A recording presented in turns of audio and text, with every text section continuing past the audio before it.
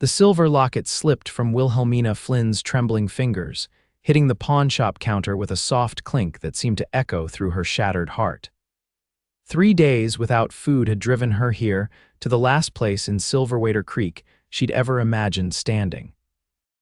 $2, the shopkeeper said flatly, barely glancing at the gleaming pendant that contained the only image of her late husband. Wilhelmina's throat tightened. It was 1877, 2 years since the influenza had taken Robert, leaving her with nothing but memories, debts, and the small homestead she could barely maintain on the outskirts of town. At 26, widowhood had worn her thin as parchment, though her honey blonde hair and clear blue eyes still carried traces of the beauty that had once turned heads throughout the territory. "It was my wedding gift," she whispered. "The silver alone is worth $2, the man repeated, unmoved. "Take it or find another shop." His eyes flicked toward the door where another customer had entered, spurs jingling softly against the wooden floorboards. Wilhelmina blinked back tears. $2 would barely buy enough flour and beans to last the week, but the alternative was starvation, and Robert wouldn't have wanted that. Her fingers closed around the locket one last time, thumb brushing over the intricate engravings of intertwined roses. "I'll give you 20 for it." The deep voice startled her. Wilhelmina turned to find a tall man standing nearby, his broad-shouldered frame silhouetted against the late afternoon light streaming through the shop's dusty window. His face was partially shadowed by a well-worn cowboy hat, but she could make out a strong jaw darkened with several days' stubble. "Sir, that's far too generous," she managed, though her stomach clenched at the thought of refusing such an offer when hunger gnawed at her insides. The stranger stepped closer, and Wilhelmina could now see his face clearly. He couldn't have been more than 30, with intelligent hazel eyes that studied her with unexpected gentleness. His clothes bore the dust of the trail, but there was something deliberate in his movements that suggested he was more than a drifter. "Thomas Norwood," he introduced himself with a slight tip of his hat. "And I don't make offers I don't mean, madam." The shopkeeper's eyes had widened at the sum mentioned. "The lady and I were discussing $2, he interjected quickly. Thomas Norwood's gaze never left Wilhelmina's face. "I believe I was speaking to the lady, not you." He reached into his pocket and placed $20 on the counter between them.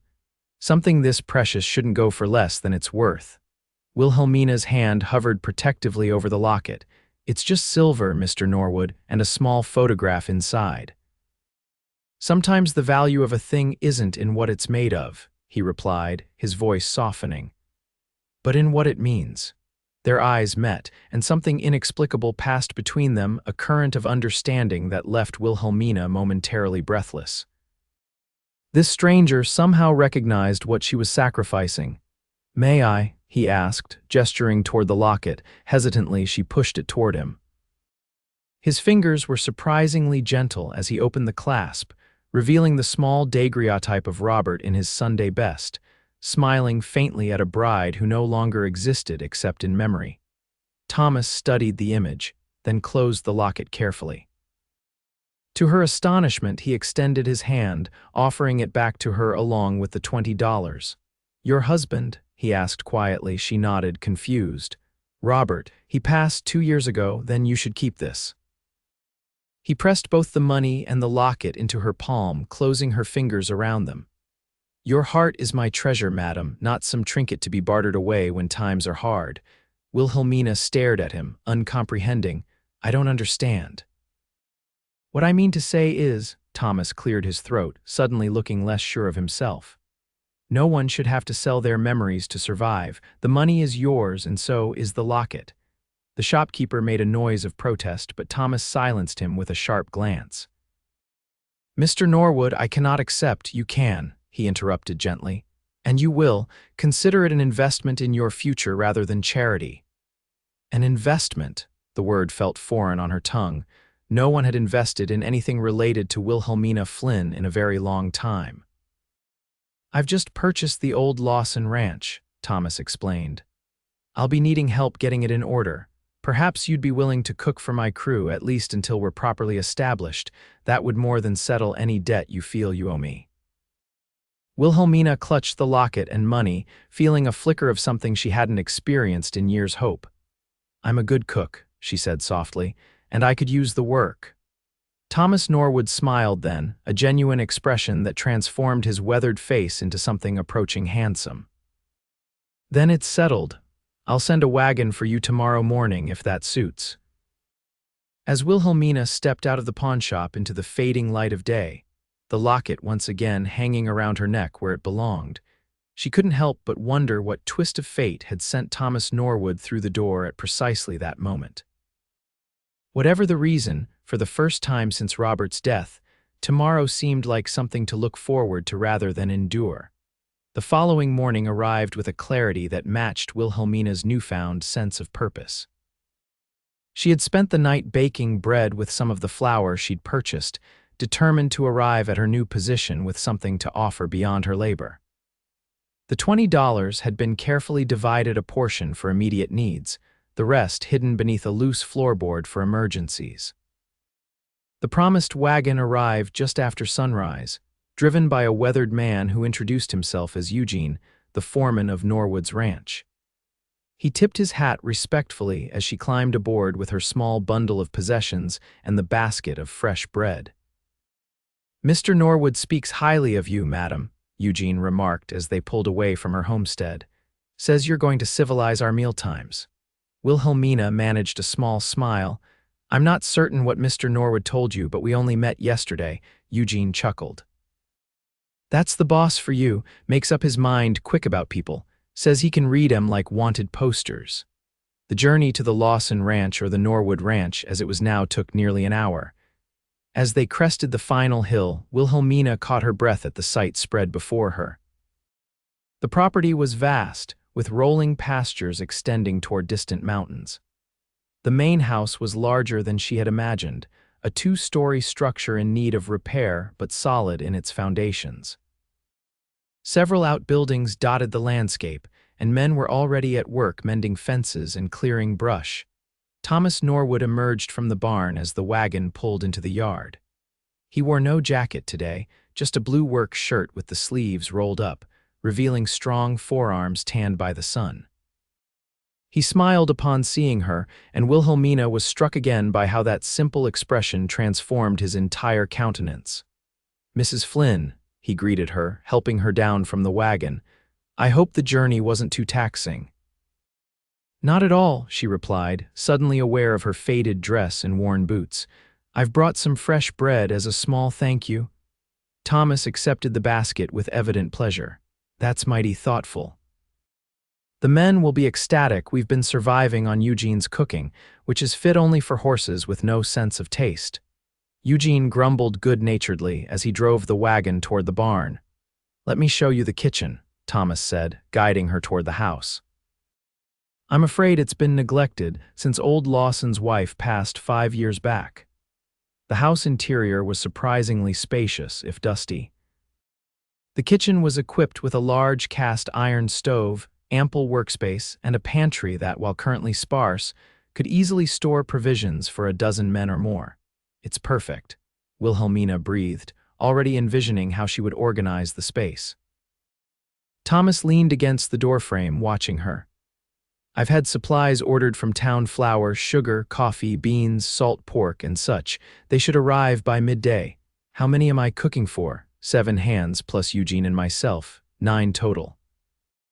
Wilhelmina nodded, mentally calculating quantities. "And will you be taking all meals here or just supper? Breakfast and supper in the house. Midday meal is usually wherever the men are working." Thomas paused, studying her. "I realize now I should have discussed wages yesterday." "Oh." Wilhelmina hadn't even considered that aspect, so grateful had she been for the $20 and the chance to keep her locket. $30 a month plus room and board, he stated. "Your quarters would be upstairs, the small bedroom off the landing. It has its own entrance, so you'll have privacy." The sum was generous, more than generous for a cook's position, and Wilhelmina couldn't hide her surprise. "Mr. Norwood, that's fair compensation for keeping 9 hungry men fed and content," he interrupted smoothly. I've learned that good food makes for loyal workers. She sensed there was more to his generosity than business sense, but didn't press the matter. Then I accept, and I'll do my best to earn every penny. Thomas smiled again, that transformative expression that reached his eyes. I have no doubt, Mrs. Flynn. He straightened from the doorframe. I'll have your things brought up to your room. Take today to settle in and organize as you see fit. Supper at 6. With that, he left her to explore her new domain, his spurs jingling softly as he walked away. By afternoon, Wilhelmina had scrubbed the kitchen to a gleaming state and organized the delivered supplies. The work was physical but satisfying, giving her less time to dwell on the strange turn her life had taken. After the isolation of her small homestead, the bustling activity of the ranch was a welcome change.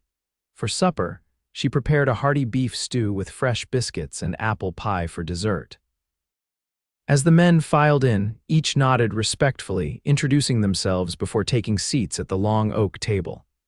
Thomas came in last, freshly washed, his damp hair combed back from his forehead.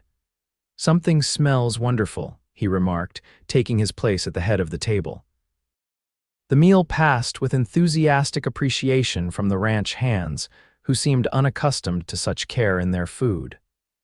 Thomas ate quietly, occasionally joining in the good-natured conversation, but mostly observing. Several times, Wilhelmina caught him watching her as she moved about, serving and clearing dishes. When the men had finished and drifted outside to smoke their evening pipes, Thomas remained, helping her gather the last of the plates. "You've won them over already," he commented. Eugene hasn't stopped smiling since the first bite. Wilhelmina felt a blush warm her cheeks. "It's just simple cooking." "There's nothing simple about comfort," Thomas replied, handing her a stack of plates. Their fingers brushed briefly, and Wilhelmina felt an unexpected jolt at the contact. "Tell me about your homestead, Mrs. Flynn. Will it be all right unattended?" The question brought reality crashing back.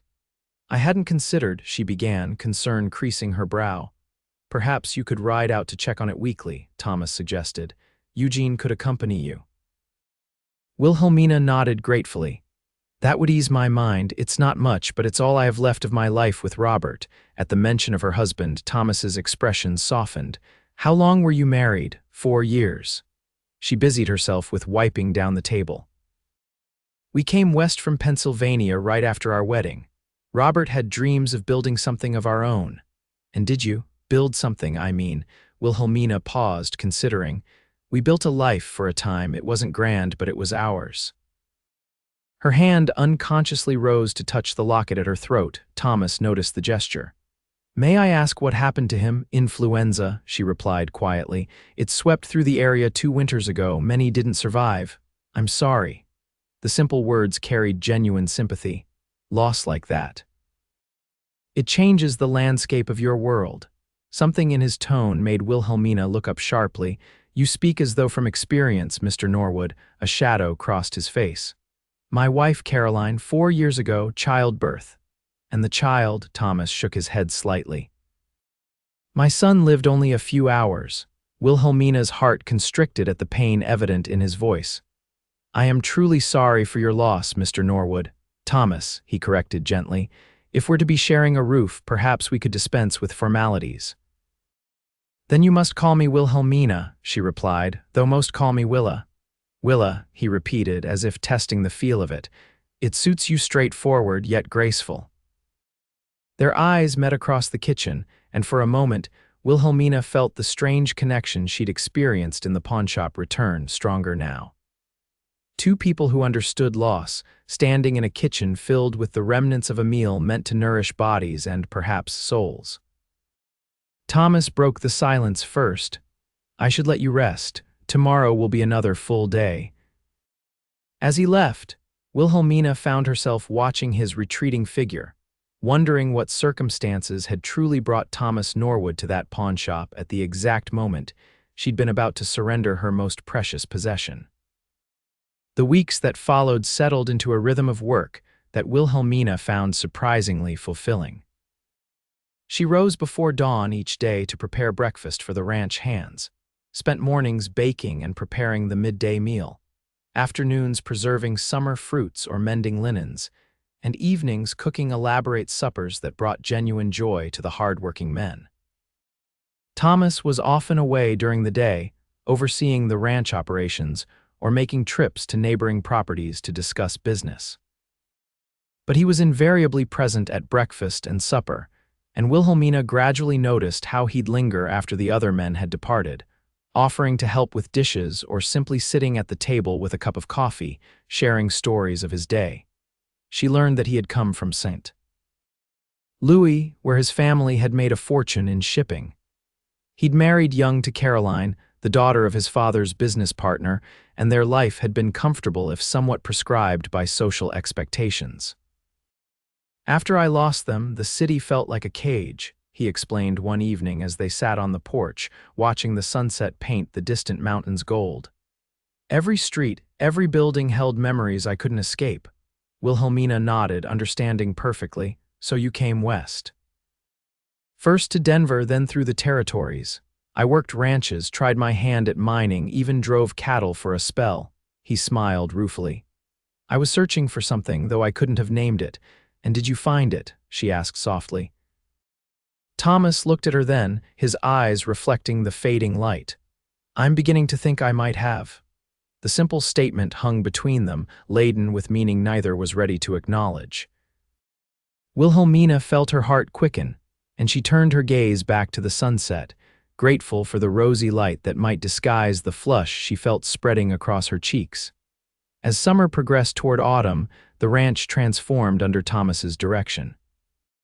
Cattle were purchased, fences mended, and the house gradually became more welcoming as Wilhelmina added small touches: wildflowers in mason jars, curtains sewn from fabric purchased in town, rugs beaten and returned to floors that had known only dust for years.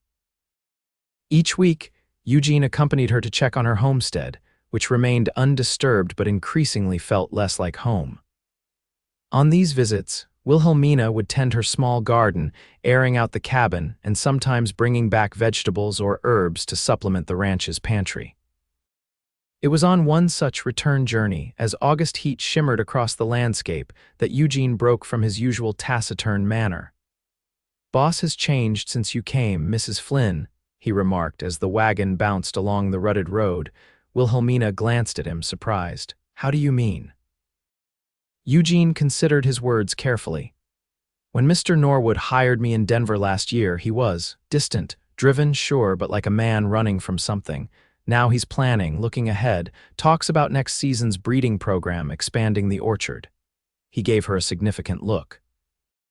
"Man doesn't plant trees unless he's planning to stay and watch them grow."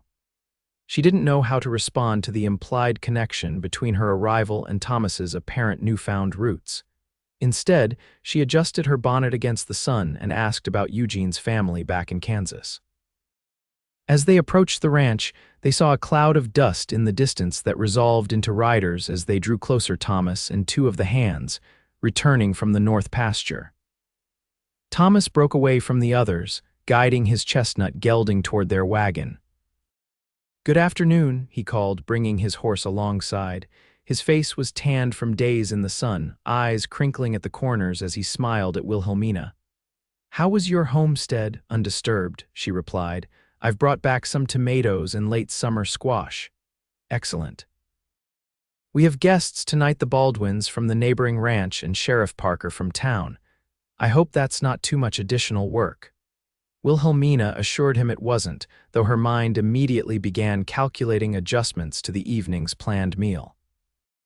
Thomas rode alongside the wagon the rest of the way to the house, filling her in on the ranch activities she'd missed that morning.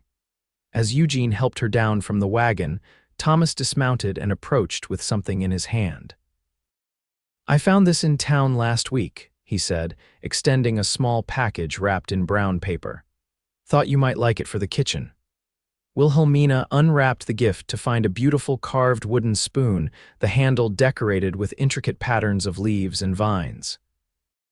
"It's lovely," she breathed, running her fingers over the smooth surface.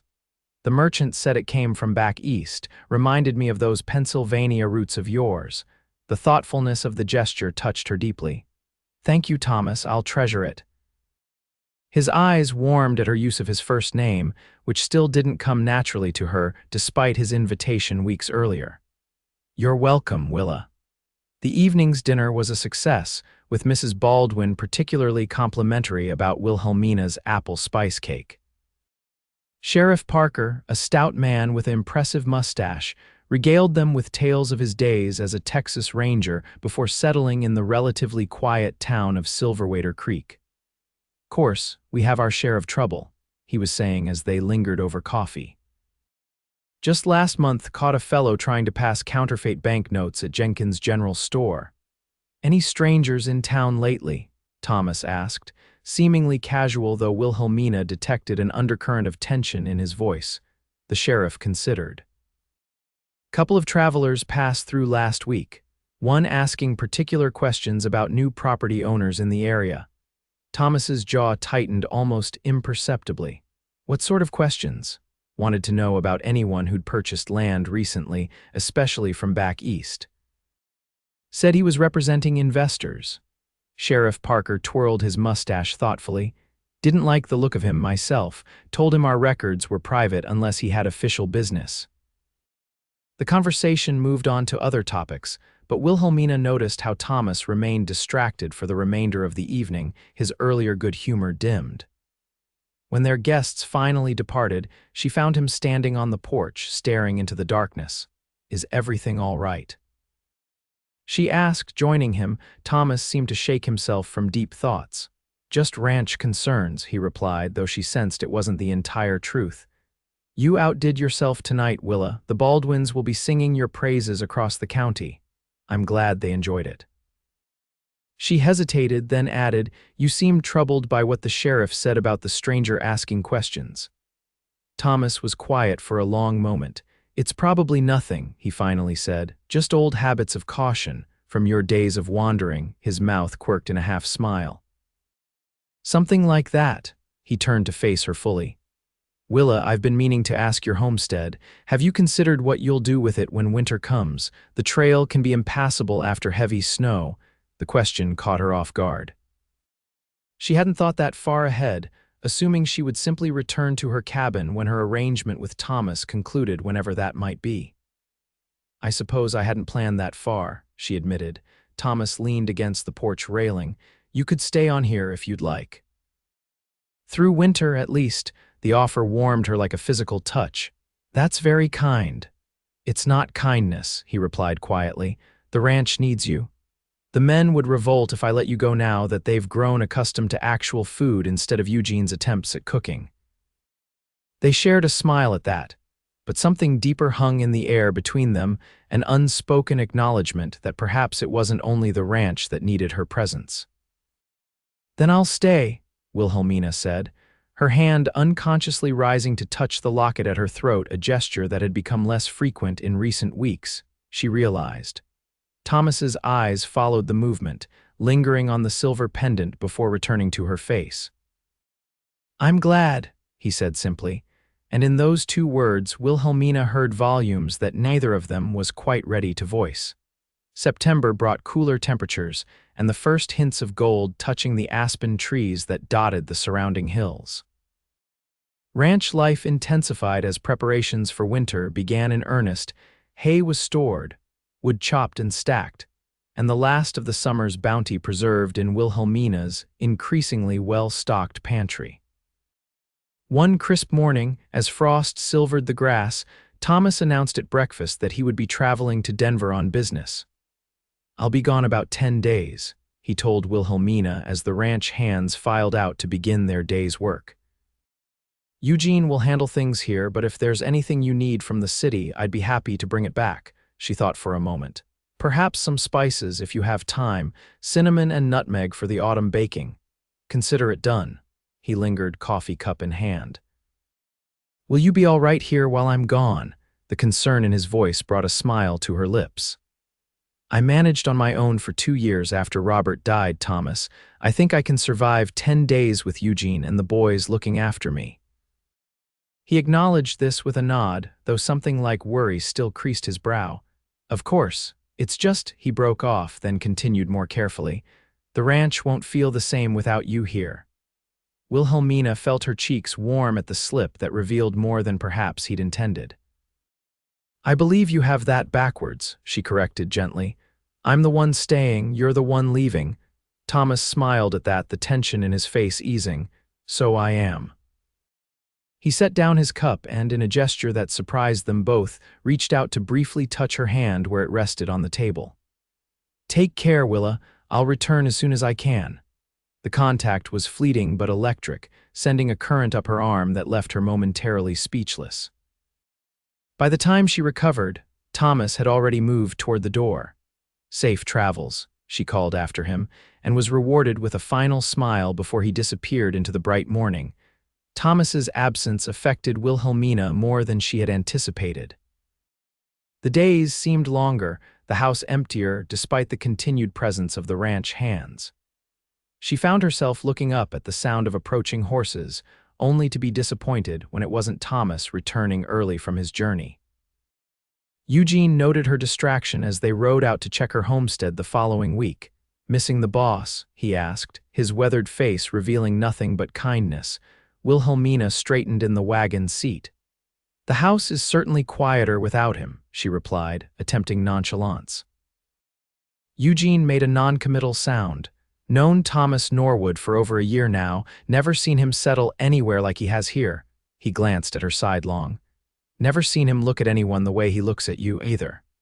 The directness of the statement left her flustered. "Mr. Norwood has been very kind to me." "Kindness ain't what I'm talking about, Mrs. Flynn, and you know it." Eugene's tone remained gentle despite the boldness of his words. "Man carries his ghosts close, but since you came, they seem to weigh less on him." Wilhelmina didn't know how to respond. She had noticed the changes in Thomas over the past months, how his smiles came more readily, how the shadows behind his eyes had gradually lightened. But she had attributed this to his success with the ranch, to finding purpose in building something new. "We've both lost spouses," she said finally. "Perhaps there's comfort in shared understanding." Eugene nodded slowly. "Perhaps, or perhaps there's more to it than that." They rode the rest of the way in silence. Wilhelmina's thoughts churning with possibilities she had been careful not to examine too closely.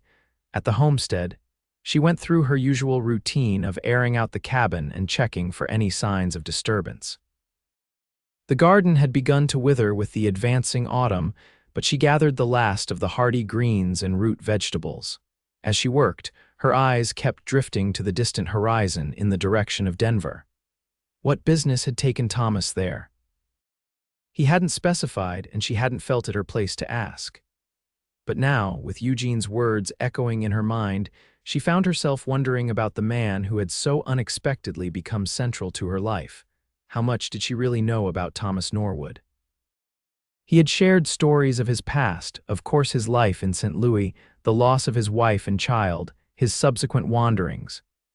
But there were gaps, subtle evasions when certain topics arose, like his reaction to the sheriff's mention of strangers asking questions. By the time they returned to the ranch, the sun was setting, painting the landscape in shades of amber and gold.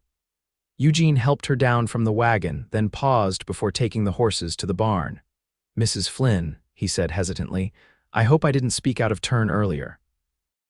Wilhelmina shook her head.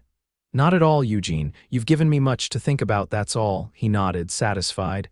"Boss should be back in 3 days if his letter is accurate," he wrote. This was news to her. "Got a telegram yesterday from Denver." "Everything's proceeding as planned," he said. "Asked after you specifically." Eugene's eyes twinkled briefly.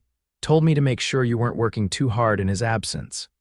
With that, he led the horses away, leaving Wilhelmina on the porch with her basket of vegetables and swirling thoughts. That night, as she prepared a simpler supper than usual for the remaining ranch hands, Wilhelmina found herself examining her feelings with new clarity. The truth was undeniable. She had begun to care deeply for Thomas Norwood. More than care. The realization both thrilled and terrified her. Robert had been dead for over 2 years, yet until recently, Wilhelmina had never considered the possibility of another attachment.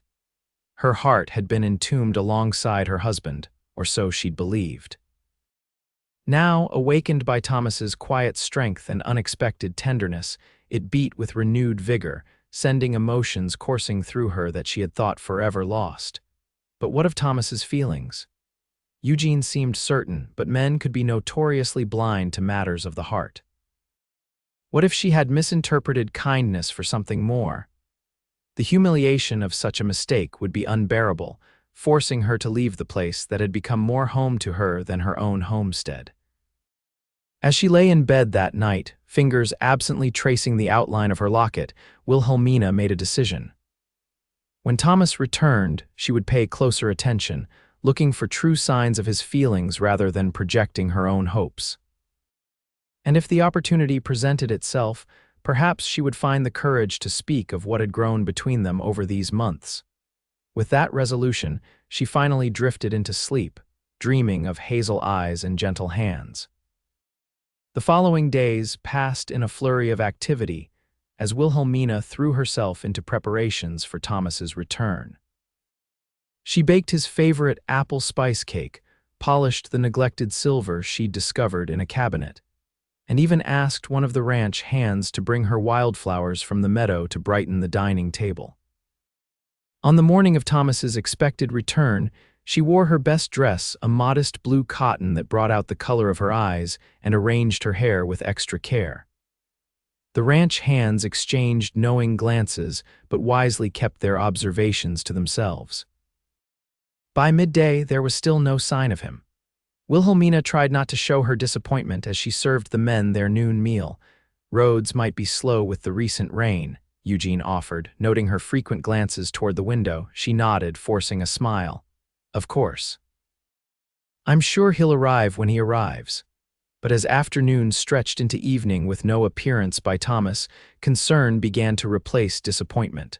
What if something had happened on the road? Bandits were not uncommon, and the journey from Denver was long. Supper was a subdued affair, the ranch hands sensing her worry. Eugene assured her that delays were normal, that Thomas was more than capable of handling himself, but Wilhelmina could see his own concern behind the reassurances. She was washing the last of the dishes when she heard the distant sound of hoofbeats approaching at speed. Not the measured pace of a traveler, but the urgent gallop of someone in haste.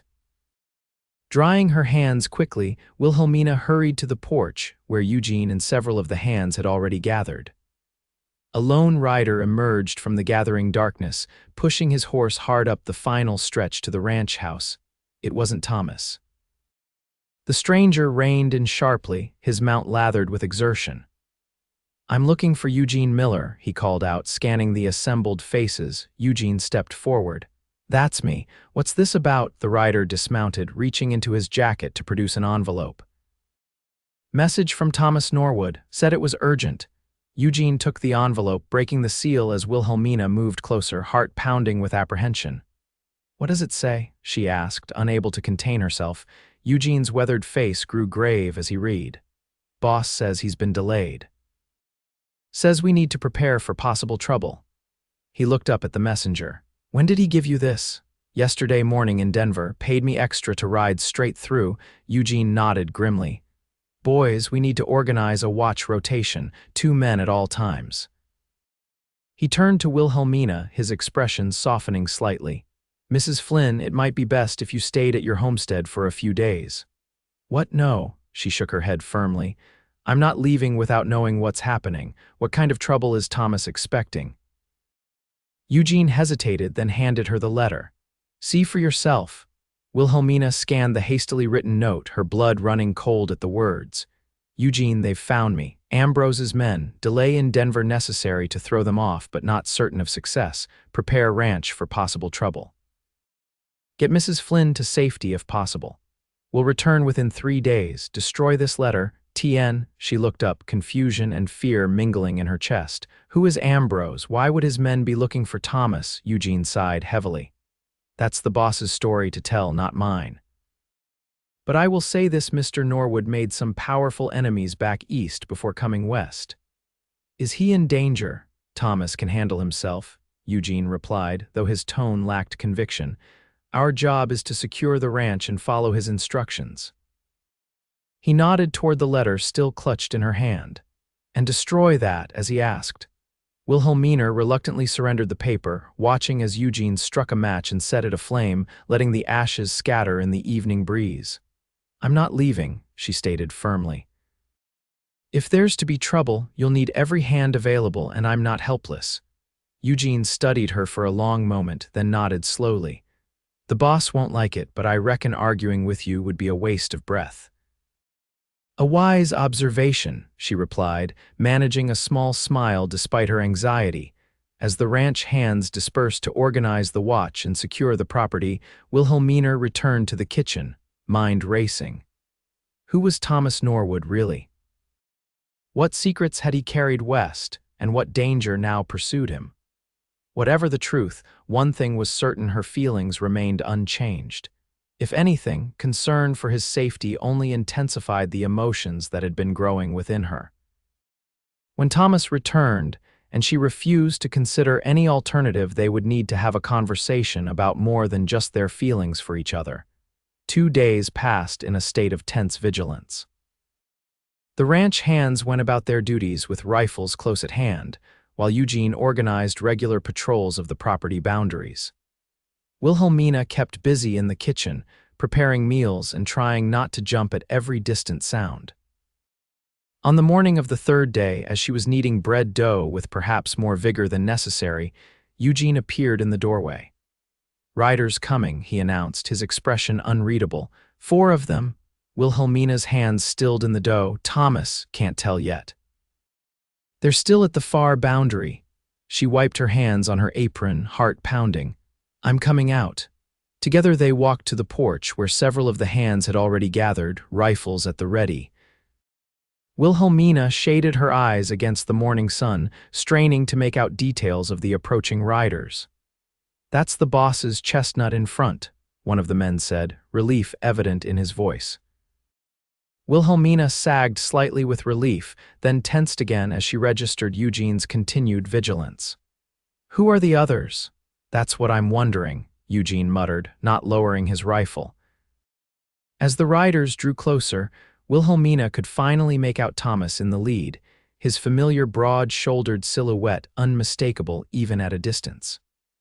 3 men rode behind him, spread out in a formation that suggested caution rather than casual travel. When they reached the yard, Thomas dismounted first, his face grim but unharmed. His eyes found Wilhelmina immediately, a complex mix of emotions crossing his features: relief, concern, and something deeper that made her breath catch. "Eugene," he called, nodding to his foreman before turning to introduce the men accompanying him. "These gentlemen are Marshal James Harker and deputies from the federal office in Denver." The tallest of the 3 strangers tipped his hat, revealing a badge pinned to his vest. "Madam," he acknowledged Wilhelmina. "Mr. Miller." Eugene lowered his rifle slightly. "Marshal, what brings you to our ranch?" "Protection detail," the marshal replied, "and some unfinished business with individuals who may be headed this way." Thomas moved to Wilhelmina's side, his voice dropping to a near whisper. "You should be at your homestead. Didn't Eugene give you my message?" "He did," she replied steadily. "I chose to stay." A muscle twitched in Thomas's jaw. "This isn't a game, Willa." "These men, I'm not playing, Thomas," she interrupted. "This is my home too now. I won't be sent away at the first sign of trouble." Their eyes locked in silent battle, neither willing to yield. Finally, Thomas exhaled sharply. "We'll discuss this later. For now, please stay inside while I get the marshal and his men settled." Wilhelmina wanted to argue further but recognized the genuine concern behind his directive. With a nod, she returned to the kitchen, though she left the door ajar to listen to the conversation on the porch. "Track them as far as Silverwater Creek," the marshal was saying. "They were asking questions about you specifically, Norwood." "Ambrose won't give up easily," Thomas replied, his voice tight. "The man's facing financial ruin with your testimony. He's desperate." "And dangerous," Thomas added. "He wouldn't send just anyone. These will be men willing to kill." Wilhelmina's hands trembled as she returned to her abandoned bread dough. What had Thomas been involved in back east? What testimony did he possess that could ruin a man named Ambrose? The questions multiplied as she worked, but answers would have to wait. For now, she would do what she could: provide sustenance and stability in the face of approaching danger. Late that afternoon, as Wilhelmina was preparing supper for the expanded household, Thomas finally sought her out. He entered the kitchen quietly, closing the door behind him to ensure privacy. "I owe you an explanation," he began without preamble. Wilhelmina continued slicing potatoes, not trusting herself to look at him directly. "Yes, you do." Thomas sighed, removing his hat and running a hand through his hair, a gesture she had come to recognize as a sign of his discomfort. "Before I came west, I worked as an accountant for my father-in-law's shipping company in St. Louis," he began. "After Caroline and the baby died, I threw myself into work to escape the grief." Wilhelmina nodded, encouraging him to continue while keeping her hands busy with the meal preparations. "I discovered discrepancies in the accounts, significant sums being diverted to phantom companies. When I investigated further, I found that my father-in-law's business partner, Ambrose Whitfield, had been embezzling for years.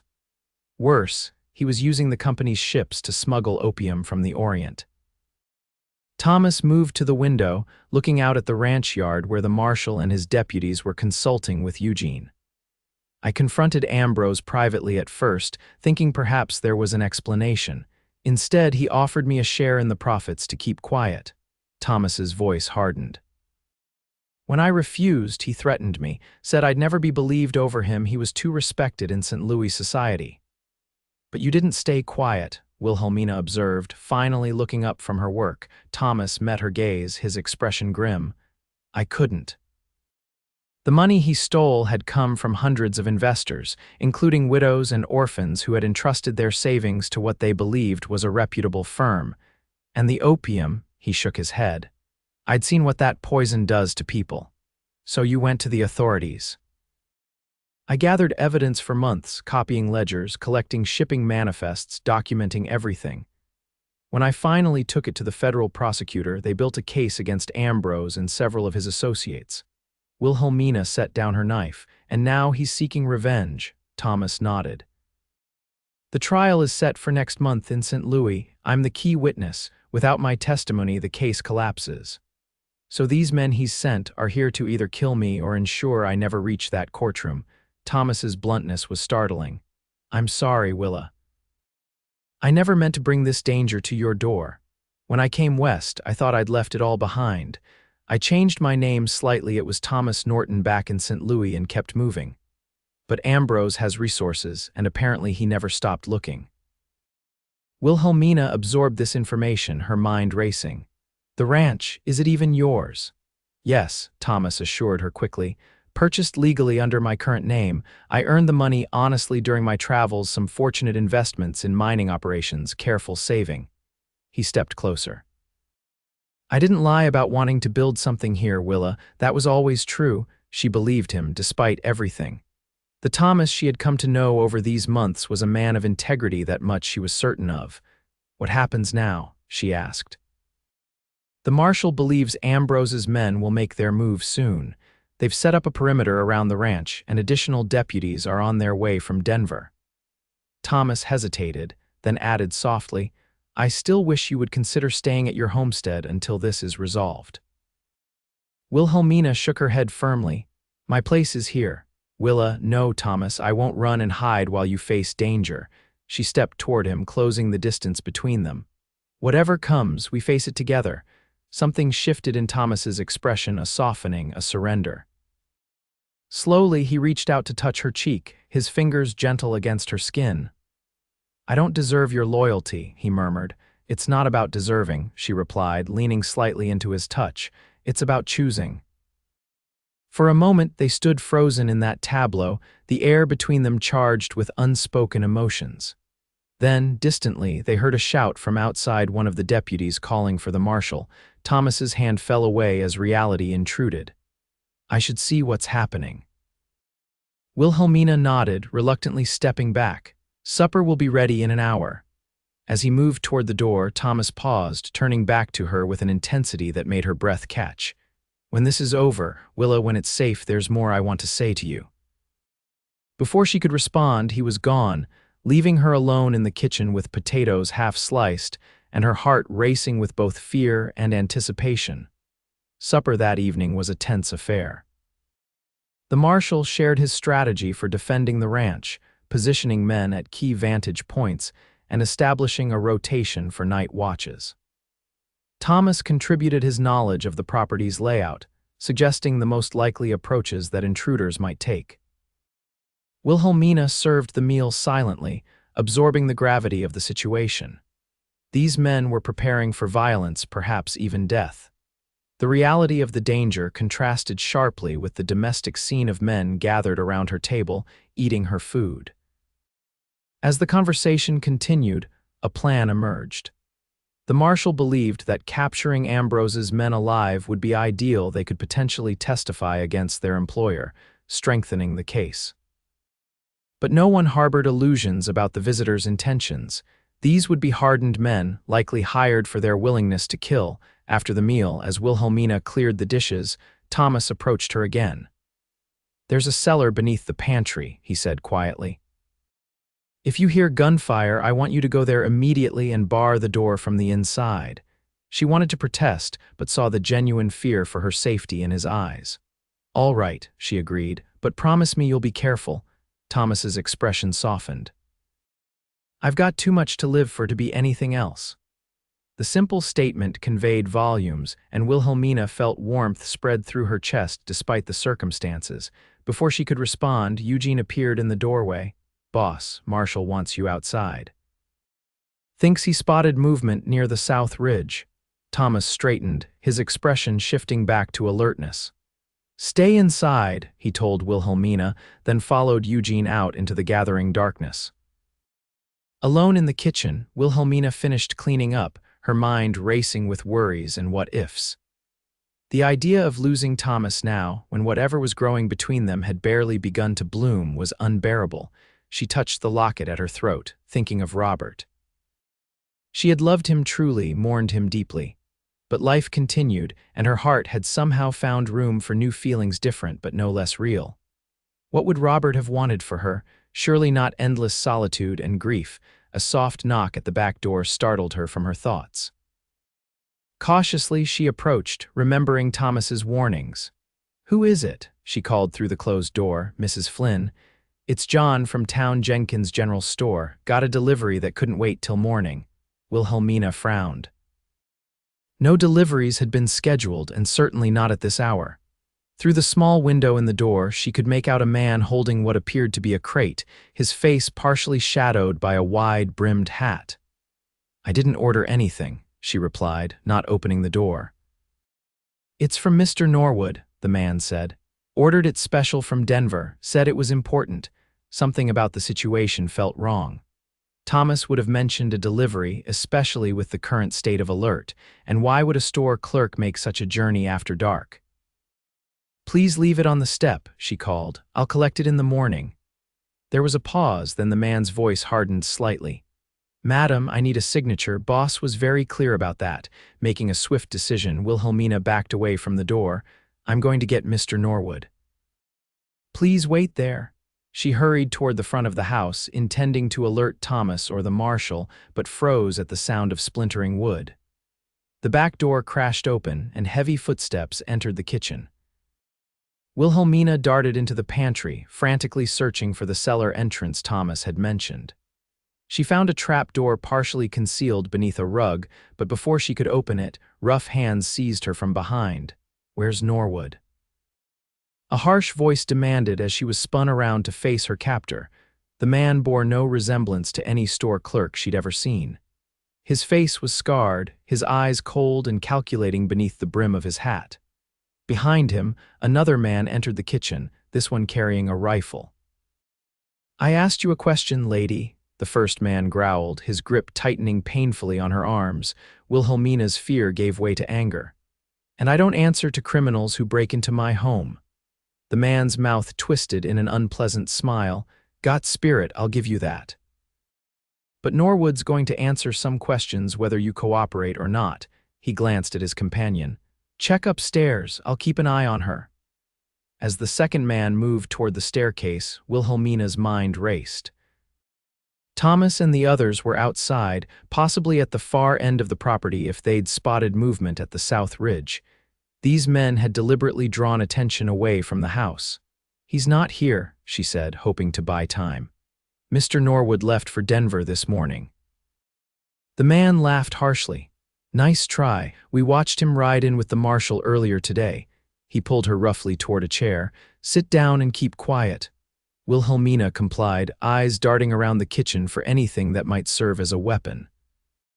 The cast iron skillet still sat on the stove, but it might as well have been miles away for all the good it did her now. "Ambrose Whitfield sent you," she said, attempting to keep the man talking. His eyebrows rose slightly. "So Norwood told you about his past. Interesting." He leaned against the table, keeping the gun trained on her. "Yes, Mr. Whitfield wants a word with his former employee, very badly, to stop him from testifying." The man shrugged. "That's between them. My job is to deliver Norwood to a meeting place. What happens after that is not my concern." Wilhelmina doubted Thomas would survive any such meeting. She needed to alert him somehow, but how? Her opportunity came unexpectedly. A shout from outside drew the man's attention briefly toward the window.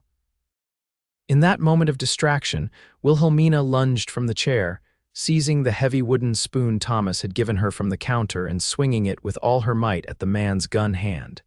The impact was solid. The man yelped in pain as the gun clattered to the floor. Wilhelmina dived for it, but he recovered quickly, kicking it away and grabbing her by the hair. "That was stupid," he snarled, yanking her upright. A gunshot exploded from upstairs, followed by the sound of breaking glass. The man holding Wilhelmina cursed, dragging her toward the door. "Change of plans," he muttered. "You're coming with us. Norwood will follow if we have what he values." Terror surged through Wilhelmina as she realized his intent.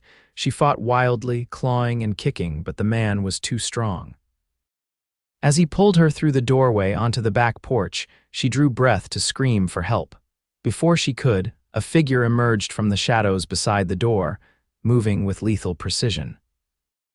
Thomas slammed into the man from the side, driving him away from Wilhelmina with such force that both men tumbled off the porch onto the hard ground below. Wilhelmina staggered backward against the doorframe, gasping for breath. More gunshots sounded from different directions, the marshal and his deputies engaging with other intruders, she realized. Below, Thomas and her captor grappled in the dirt, fighting for control. The man was larger, but Thomas fought with the desperate energy of someone protecting what he cared about most. He landed a solid blow to the man's jaw, momentarily stunning him. "Willa, get inside," Thomas shouted, using the brief advantage to regain his feet. But the intruder recovered quickly, drawing a knife from his boot and lunging upward.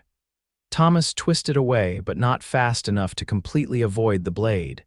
He grunted in pain as it sliced across his side. Ignoring Thomas's command, Wilhelmina grabbed a piece of firewood from the stack by the door and rushed down the steps. As the attacker prepared for another strike, she swung the log with all her strength, connecting solidly with the back of his head. The man crumpled instantly, the knife falling from his slack fingers.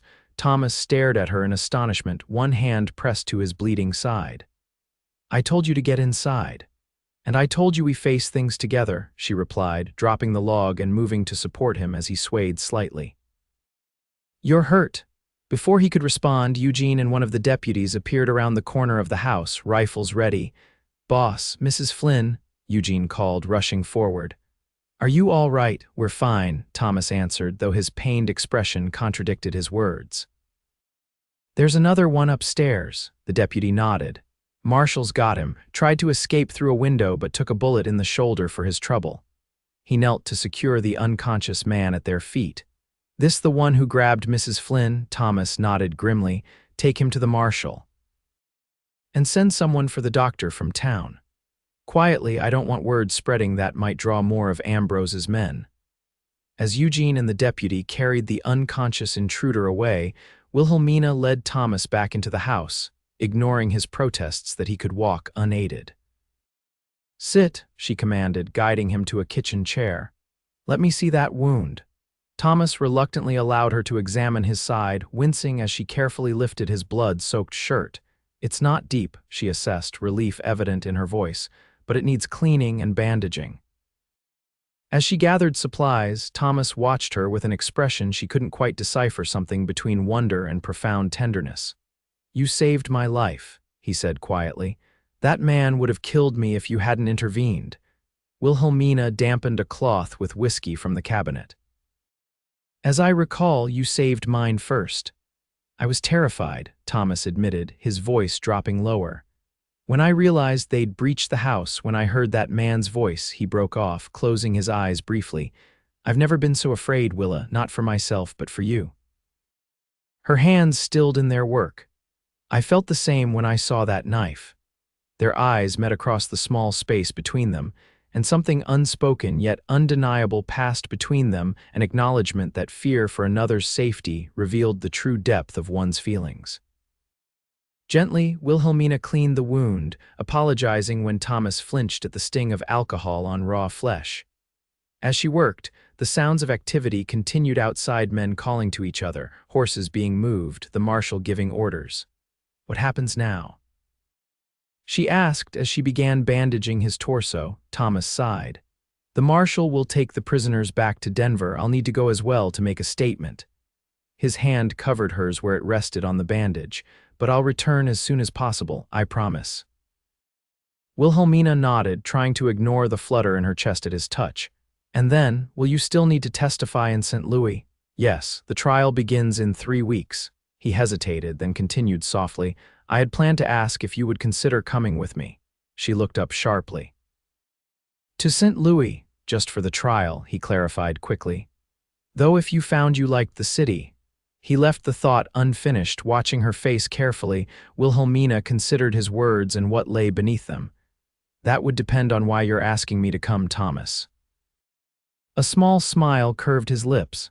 "I think you know why." "I'd like to hear you say it," she replied, her heart pounding so loudly she was certain he must hear it. Thomas reached up to touch her face, his fingers tracing the curve of her cheek with exquisite gentleness. "Because I love you, Willa Flynn.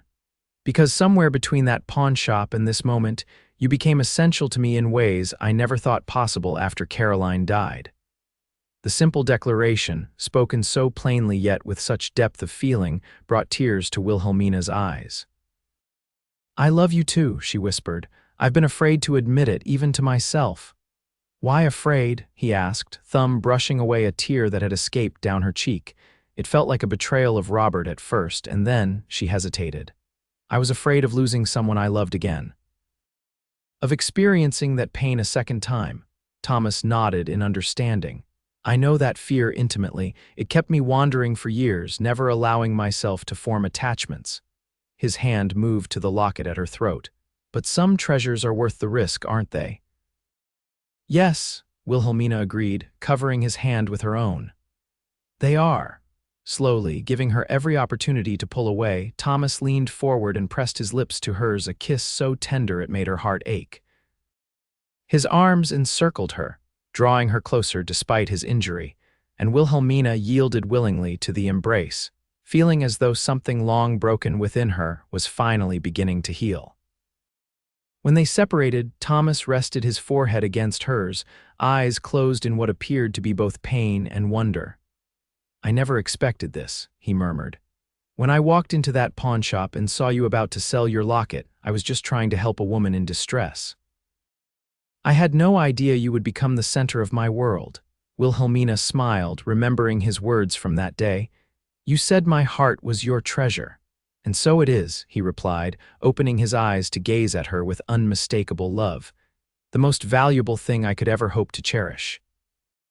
A knock at the door interrupted the moment.